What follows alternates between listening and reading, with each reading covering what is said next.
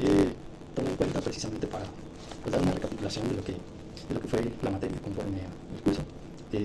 Me parece muy interesante resaltar diversas cuestiones que, que prácticamente se enlazan en lo que sería pues, la investigación en el aspecto social, ¿sí? La investigación en el aspecto social es muy distinto a lo que es la investigación dentro del campo de las ciencias naturales. De hecho, muchas veces se piensa que de forma cultural o a veces de forma epistémica se alcanza a figurar esta idea de que cualquier tipo de método científico está equiparado, sustentado a partir de las ciencias sociales, cuando pues en realidad no es así, ¿no? Para la investigación en las ciencias sociales, yo creo que debemos desarrollar fundamentalmente lo que es el pensamiento social. ¿Por qué el pensamiento social? El pensamiento social básicamente es muy diferente a pensar o tratar de analizar fenómenos dentro del campo de aspectos naturales, ¿no? Yo lo tomo así, lo pienso así porque muchas veces uno piensa precisamente a partir de un modelo o de un episteme o de un método o de esquemas, etc. Y muchas veces eso nos hace invalidar diferentes puntos con respecto a lo que nosotros queremos pues, encontrar, ¿no?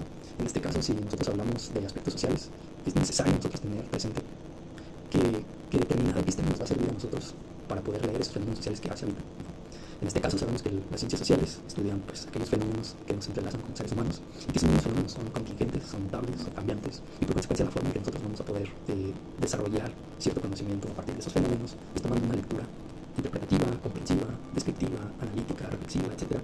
Y que esto mismo nos ayuda a precisamente darle un lugar de saber a aquellos fenómenos que suceden dentro de la sociedad.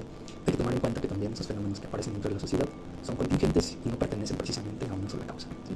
En este caso, los fenómenos sociales están prácticamente producidos a partir de diferentes relaciones que hay. En este caso podemos ver que hay relaciones económicas, antropológicas, sociológicas, psicológicas, que se enlazan también con cuestiones políticas, etc.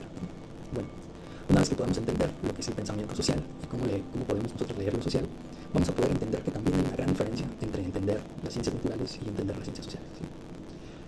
Lo que nos convoca precisamente a pensar que el método de investigación muchas veces dentro del campo social suele ser un poco atentado por diferentes tipos de discursos donde enfrenta algún tipo de invalidez, ¿no?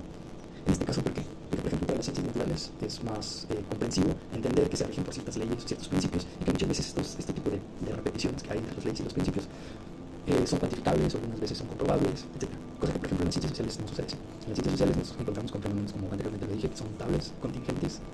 Muchas veces estos fenómenos no pertenecen a una sola causa. Entonces, la forma de investigar los elementos sociales, las problemáticas sociales, son de diferente grado, ¿sí? Son de diferente grado y son de diferente postura.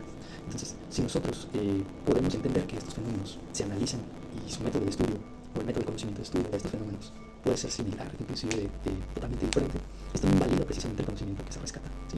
En este caso se pone de manifiesto un saber desde una mirada de las ciencias sociales que nos permite precisamente obtener conocimientos, ¿no? El hecho de que estos conocimientos no tengan un estatuto de comprobación, ¿sí? O de repetición perpetua sobre como muchos fenómenos que son dentro de las ciencias sociales, de las ciencias naturales, no quiere decir que sean inválidos. Al contrario, me parece que tienen bastante validez y que muchas veces este tipo de conocimientos son necesarios para poder entender diversos fenómenos sociales, ¿no? Por otro lado, hay que entender que las ciencias sociales se enfrentan constantemente con nuevas problemáticas, ya sean problemáticas internas o problemáticas externas, ¿no? Sabemos que la sociedad, como está en constante cambio, estas problemáticas pues, básicamente acechan y lo que se produce son nuevas formas de conocimiento con respecto a los fenómenos.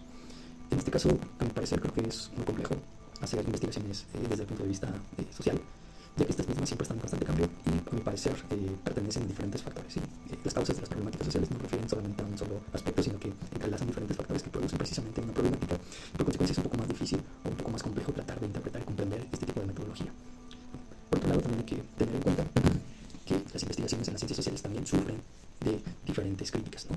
En este caso podemos ver que hay fenómenos sociales que sí son estudiados y hay fenómenos sociales que no son estudiados, o decirlo de otro modo, muchas veces las investigaciones sociales participan precisamente de una consecuencia o de un tipo de modelo hegemónico que muchas veces invisibiliza otro tipo de saberes, ¿no? En este caso, si queremos nosotros hacer interpretaciones o comprensiones sobre la cultura, muchas veces pensamos que las ciencias sociales, la investigación en las ciencias sociales son la única forma de saber y de conocimiento, mientras me parece que hay otro tipo de saberes que también nos pueden ofrecer cosas dentro de las ciencias sociales, pero muchas veces las ciencias sociales relegan precisamente esa participación cultural de otro tipo de saberes, ¿no? En este caso podemos ver cómo hay diferentes grupos que se vuelven invisibles precisamente a este acercamiento sobre cómo interpretar la realidad social, ¿no?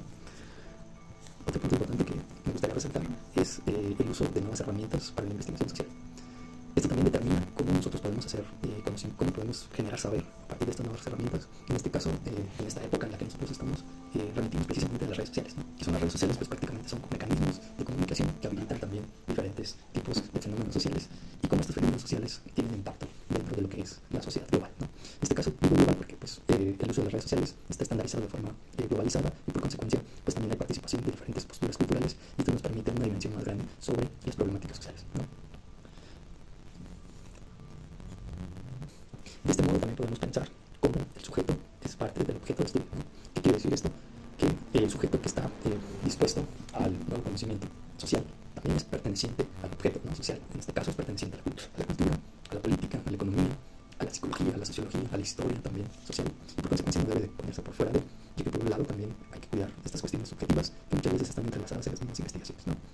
Ya por ahí lo decía Max Weber, que al momento de hacer investigación social es necesario también tener ciertos mecanismos que nos hagan poner en forma nuestra autocrítica y ver en qué momento nosotros involucramos de manera muy desmesurada ciertos mecanismos que operen de forma muy radical con nuestra subjetividad. En este caso sería la subjetividad, cómo puede manchar precisamente el conocimiento, cómo esa subjetividad atraviesa el objeto de conocimiento, ¿no? Por finalizar, me gustaría concluir con una narrativa que nos acerque precisamente a cómo la investigación social de alguna manera participa dentro del mismo pensamiento social, ¿no? Como lo decía en un principio, la investigación social me parece que va anulada de este elemento básico que es lo que sería el pensar de forma social. Pensar de forma social es pensar precisamente en la crítica. Pensar de forma social es precisamente pensar en lo contingente.